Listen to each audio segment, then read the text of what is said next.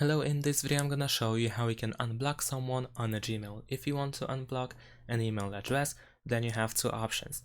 The first option is to find a message that was sent by that email address. So for instance, over here I have blocked WWE, and if I go to the message which was sent by them, and of course I have them blocked, I will see this additional information over here where I can unblock the sender. If you cannot find any message that you have received by the blocked email address, then you can go to the top right corner and click on this settings icon and go to see all settings. Then choose filters and blocked addresses, and here we will find all addresses that are blocked by us. On the right side we can unblock the address and confirm that we want to do that by clicking the unblock button.